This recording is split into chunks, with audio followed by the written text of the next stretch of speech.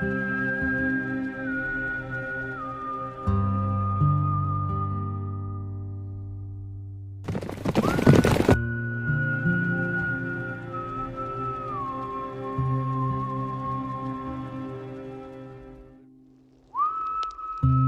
was all the nonsense about civilization? I enjoy society, flaws and all. You people venerate savagery, and you will die. Savagely. All of you. Oh, we're all gonna die, Agent. This place ain't no such thing as civilized.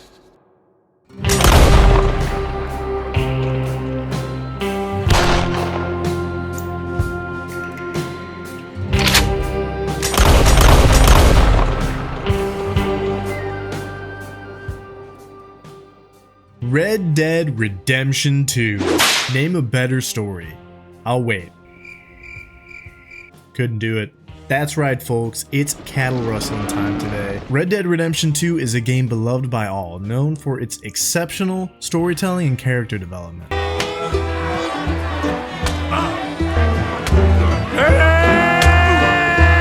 But today, we're not going to discuss how this game is all about the end of the outlaws and the bounty hunters and the cowboys at the turn of the century, bang bang, pew pew, money money money, robberies, boring. No, we're going to talk about what this game says about the advent of civilization and how the gang members try to fit into their surrounding environments.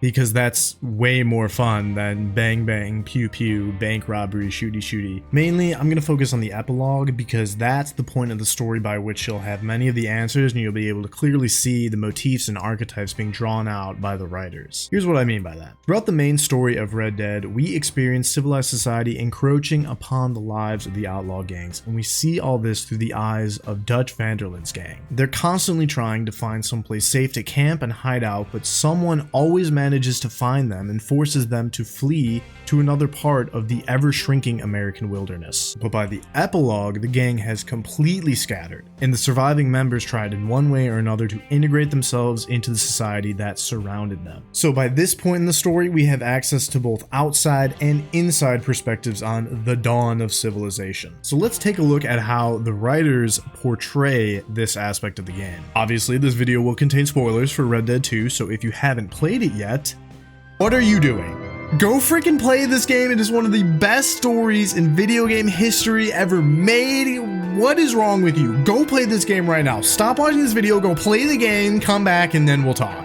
Anyway, I'm not going to focus on the main characters of this game too much either. We all know that Mike is a rat, Dutch is a fraud, and Arthur's a hero, no matter what way you slice it up.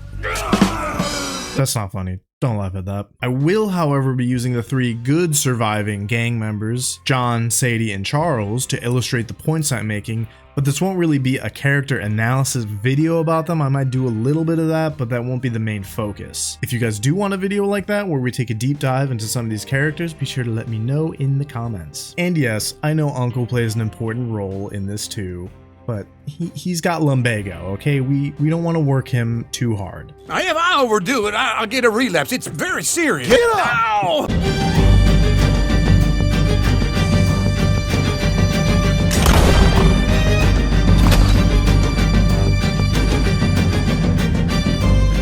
Seems like there ain't much else in this world except bastards, victims of bastards, and the bastards who want to put the bastards in the ground. If anyone possessed the wisdom to truly understand what this meant, it would be Mrs. Sadie Adler.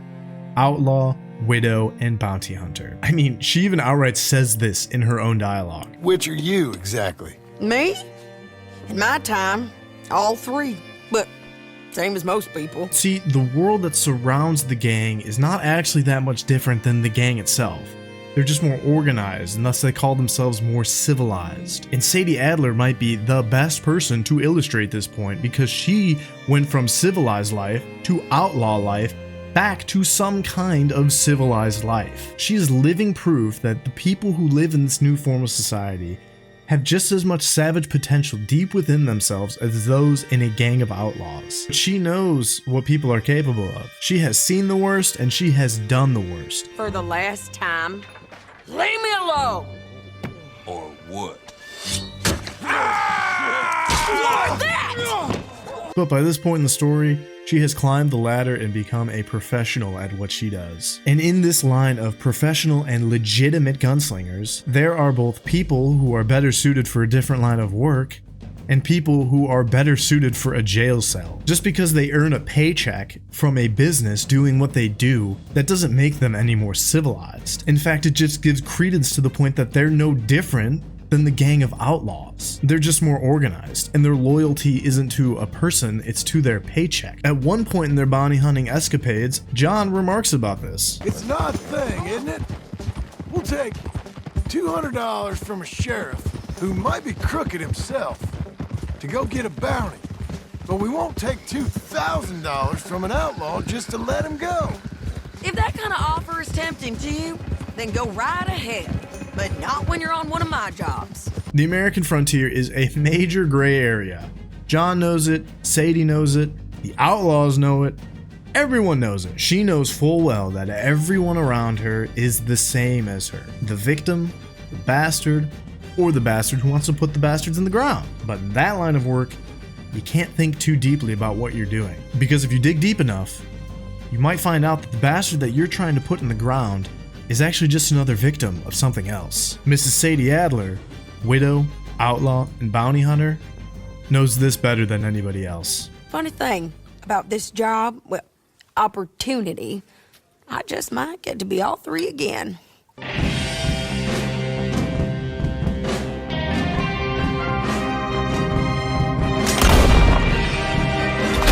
I already got credit from the bank. Oh, fantastic.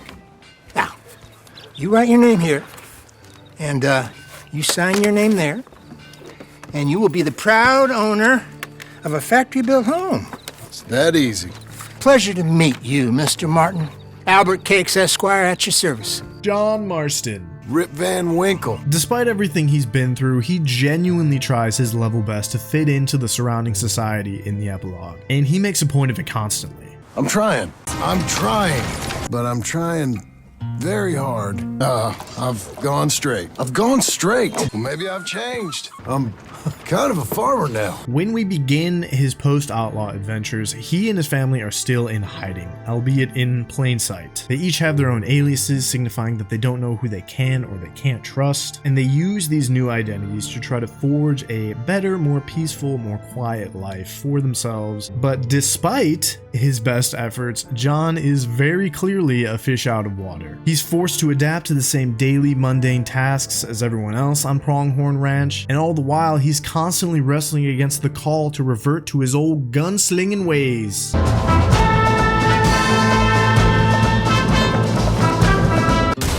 But in Blackwater, John finds himself in the company of people who were not too unlike what he used to be. When John gets a line of credit from the bank to buy Beecher's Hope, the banker tells him that the banks now own him. He's a proper American citizen and he can buy his freedom every week.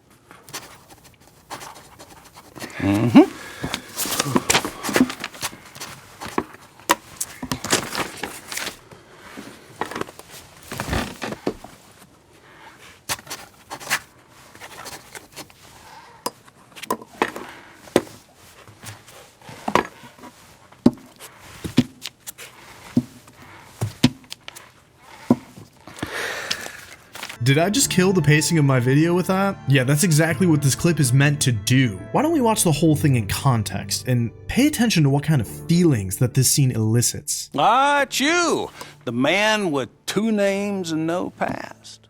Come on in. How'd you make out? Well, let's just say there are no more squatters. Okay. Well, I got your paperwork ready. Now, you sure about buying this place? It's really run down and the price isn't too great. I think it would mean a lot for my wife. At least mean I was listening to her. Okay. Well, sign here and here.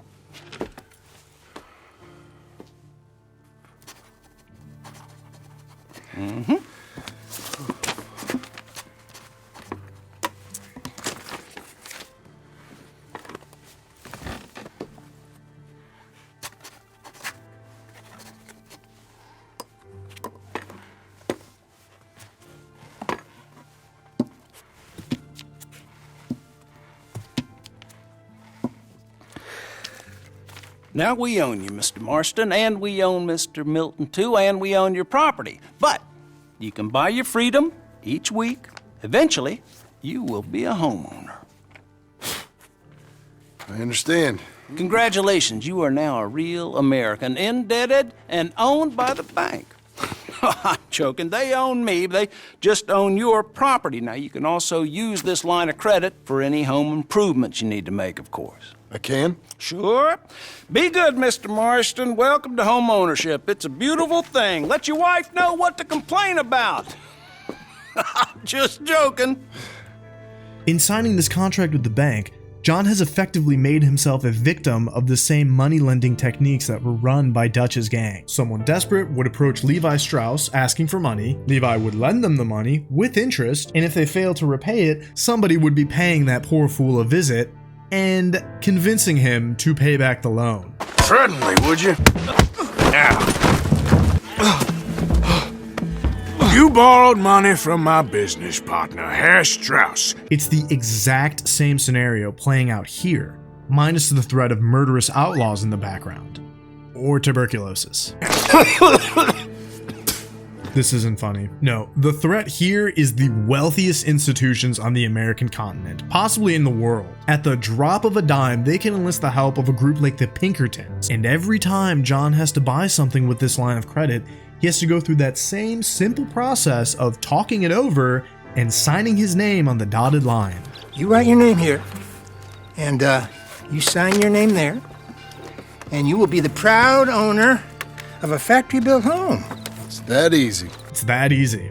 The game seems to be trying to communicate that the banks and corporations of this civilization are robbing you with your contractual permission. It's a brand new form of highway robbery, and Uncle even corroborates this point a little bit. Now, this fella probably saw you, thought, here's some cornhusk idiot, some country rube doesn't know a pre-cut home from an outhouse, and I'm gonna rob him blind. Doesn't get much more explicit than that.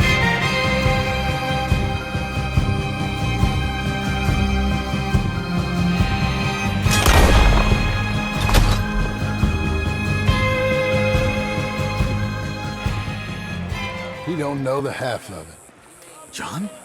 You're... I'm alive. So are you. So's he. That's Uncle? What are you doing? I don't know. I'm alive. Uncle thought maybe he was in some sort of trouble. Kind of. Just...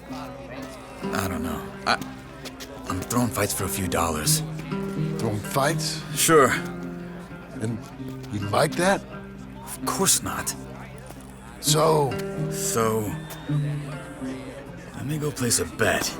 In many ways, being an outlaw was completely natural to a character like Charles. His father being black and his mother being Native American, Charles was cast at the fringes of society from the moment of his conception. Falling into a gang like Dutch's is no surprise then. But the members of this posse don't actually see Charles as much different than themselves at all. On the contrary, the gang of outlaws treats Charles in a more civilized manner than most of the people in the civilized lands that they visit. And of course, this is a fictional universe, but how close to home does this point actually hit? We gotta remember that the story of Red Dead takes place only a few decades after the end of the Civil War. During that time, even the Northerners who favored abolition still treated non-whites as an inferior group of people. But none of the wretched low-life outlaws of the Dutch Vanderlyn gang see Charles in this way. They see the opposite. They see Charles as one of the most reliable, loyal, and friendly gang members in the entire posse. But by the epilogue, Charles is denigrated to being a prize-fighting boxer in the slums of Saint Denis, occasionally throwing matches in order to tip the scales in favor of the gamblers around him. He gave up on a life of tracking and hunting that were part of his ancestral roots to become a form of entertainment for the burgeoning city and the cultural junkies therein. And being in Blackwater doesn't make things any better for him either. At one point, Charles hires a couple of caravan guards to help them transport some wagons of goods. And the guard that rides with John starts out the conversation by asking about Charles's race.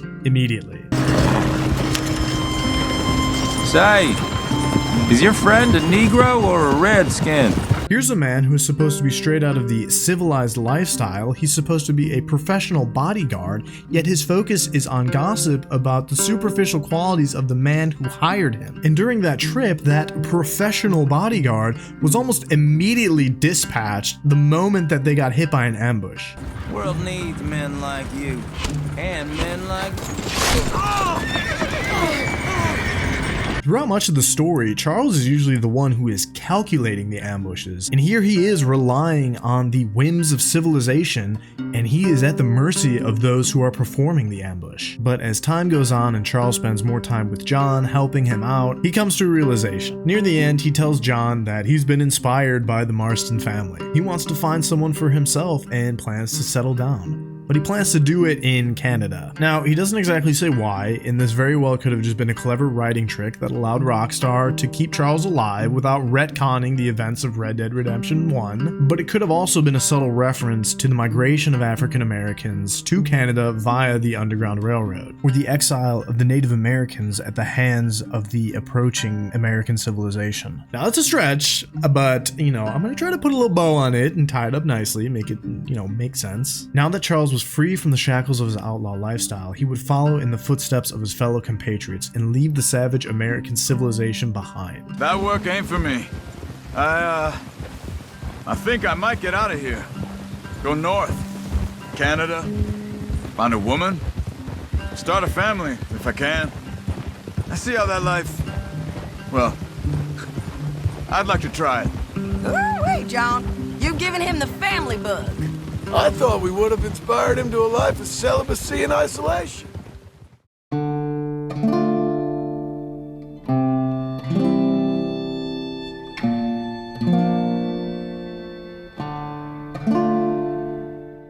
Ultimately, the main story of Red Dead Redemption 2 concludes with the gang's nomadic campsite being uprooted and replaced by the cozy homestead of John and Abigail Marston. What's left of the gang, John, Charles, Sadie, and Uncle, try to settle down and adjust to a normal, civilized lifestyle. They end up getting the best of both worlds: the stable and comfortable homestead of the encroaching civilization, and the camaraderie and brotherhood that was formed out of their checkered pasts. And throughout it all, John is painfully aware of the contradictions between the promises and the realities of civilization. Where's Jack? Shoveling shit in pursuit of the better life you want. Same as I've been. John Marston lived his life as an outlaw, but he tried to break free of it in the end. He experiences growing pains, both physical and emotional, as he wrestles to adapt to this lifestyle that is completely foreign to him. The former crew has left their crooked past behind, but now must reckon with an ever-evolving environment before them. Brutal outlaws are replaced by crafty businessmen. Contractual obligations supersede complex bank heists, while the world that surrounds the gang of former outlaws is not much different than the one they left behind. Surely now John Marston can live out the rest of his days in peace.